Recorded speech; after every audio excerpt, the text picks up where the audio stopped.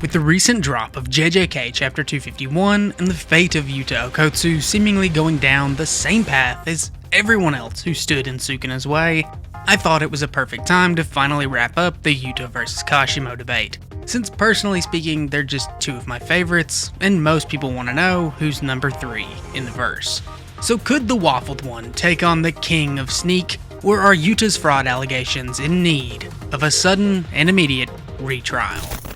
In my mind, this matchup isn't particularly complicated, since the story gives us plenty to go off of. So to break it down simply, we'll do 2 rounds, with the first pitting Yuta against Kashimo in the Culling Games, and then a rematch in Shinjuku for round 2. For the first round, no matter which side you're on, pretty much everyone agrees that the comparison of these two mostly comes down to just one panel, where Yuta compares himself to Hikari. And it makes sense, Yuta and Hikari are written to be close rivals from as early as their debut in Chapter 11 of the main story. So considering that Hikari already fought and packed up Kashimo at an extreme diff in the manga, you can actually pinpoint the second when his heart rips in half. Your interpretation of this statement will probably give you the answer for round 1.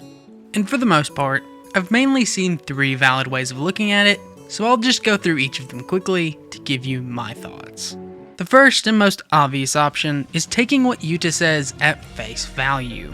When he gets worked up, he's stronger than I am. While individual translations, context, and opinions on Yuta's motives might change the way you interpret this statement a little bit, if we ignore that for now, he's clearly saying that in some way, full power Jackpot Hikari should be stronger than he is. This is important because while Kashimo did lose to Jackpot Hikari, he wasn't really struggling with base form Hikari at all, dishing out lethal blows and consistently blitzing him with lightning. So by that logic, a supposedly weaker Yuta, by his own admission, probably just gets smoked in a similar vein by sure hit lightning and jackpot level hands.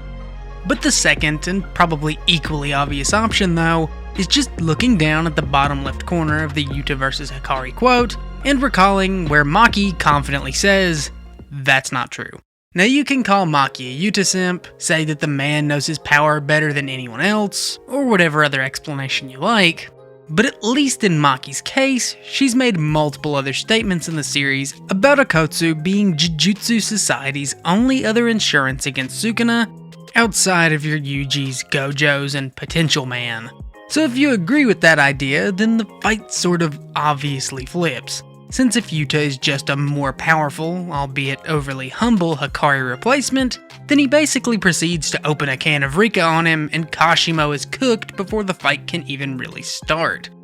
And as for the third and final interpretation, which I'll call the Almighty Approved method since I personally agree with it the most, if you just read the whole page as it is, while remembering the actual context of Hikari being Yuta's rival, as well as Yuta being a humble person who loves his friends, then it's not really hard to see why he'd feel this way about Hikari, with it still being totally reasonable for Yuta to remain the second most powerful sorcerer alive, as is stated numerous times both in and out of the story. And when also keeping in mind the nature of Hikari's domain, Idle Death Gamble, which is inherently based upon chance, as he literally shows us with this graph right here,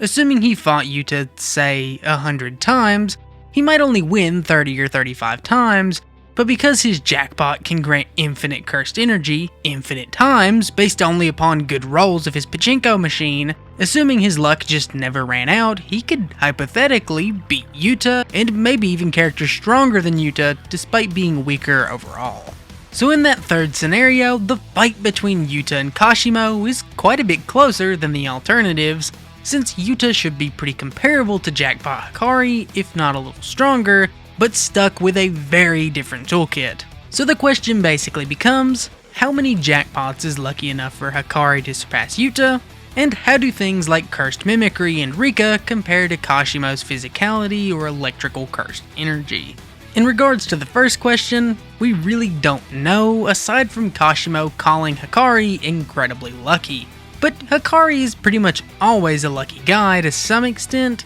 so we sort of have to throw these Hikari comparisons out the window if we want to make any more progress here. As for thing 2, I personally think that Kashimo is at a pretty strong disadvantage in terms of the fact that he has no usable technique, whereas Yuta has a lot more variety in the copied techniques under his belt, making him far more versatile than a straight bruiser like Hikari, which is incredibly helpful since Kashimo's only real tools, as we said before, only really consist of strong hands and that lightning sure hit effect, which requires time and physical hits to build a charge. But with techniques like Thin Icebreaker to fend off Kashimo on top of the Metal Arm or RCT to negate the lightning sure hit, Kashimo is really in a tight spot, which only gets worse once Rika comes out, since creating 2 targets for Kashimo's lightning by dividing the charge would mean that he has no way of targeting both Rika and Yuta at the same time, meaning they'll always have an opening, even against his long range.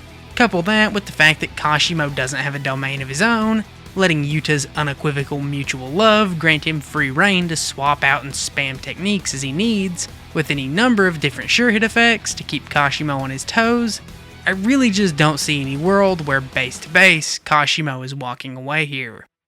But how would things go if we gave Kashimo back his cursed technique, Mythical Beast Amber, and let him go all out against a Yuta who copied Sukuna's Dismantle and Cleave? For round 2, I think a lot of people are going to disagree with me here, since both Yuta and Kashimo don't really have a lot of feats, and most will just argue against using the Hikari measuring stick anymore, because Yuta and the main cast of good guys quote-unquote cheat to get stronger during that 1 month time skip. But generally speaking, I disagree with that idea, since while Yuta getting new techniques might warrant the Hikari statement being looked at with a grain of salt now, it should still be generally true that Jackpot Hikari, Yuta, and Base Kashimo are all still in the same league of power, since any real training or cheat method that Yuta might have been doing in preparation for Shinjuku, Kashimo would have clearly been part of it, as his entire life goal was literally to defeat Sukuna, and he was there alongside everyone else, including Yuta, for the whole month leading up to that big battle.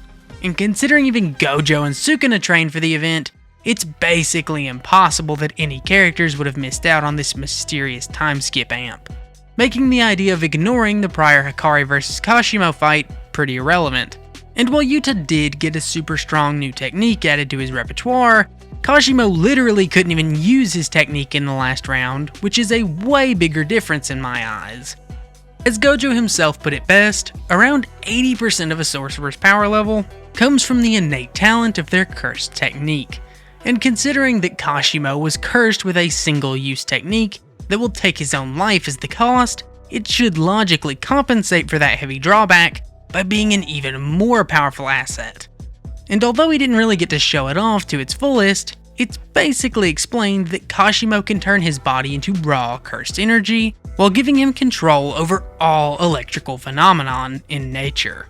Which in English means that Kashimo can basically do anything that electricity can. From vaporizing things with electromagnetic waves to enhancing the speed of his brain signals for greater speed, conducting massive amounts of heat to create new compounds, or even just good old thunder and lightning, Mythical Beast Amber is basically everything Kashimo could do before, just on steroids. And considering base Kashimo was already physically strong enough to rival Jackpot Hikari in stats through just raw cursed energy, I have no problem saying that Yuta, who regularly calls himself physically weak and less powerful than Hikari, should be getting blitzed and overpowered by someone who not only outright surpasses Hikari physically, but also someone who could bully an injured Sukuna and even react to his full-powered world-ending slash, something that Yuta couldn't even do against a far weaker and more tired Sukuna. I mean, seriously, did we forget that this is the guy who Sukuna mentions in the same breath as Satoru Gojo?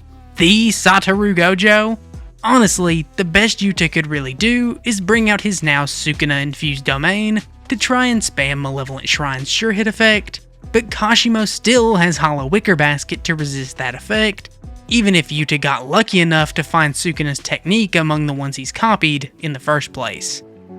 And since we don't really know if Mythical Beast Amber lasts more or less time than Rika's 5-minute limit, due to upscaling from his last fight, on top of being one of the very few characters who Gege himself gave the supreme title of Strongest, I'd say if they went all out, I'm leaning in favor of the Thunder God, Hajime Kashimo, as number 3 in the verse. Be sure to comment down below what sorts of matchups you'd like to see next though, and that's all for today. Thanks, everyone.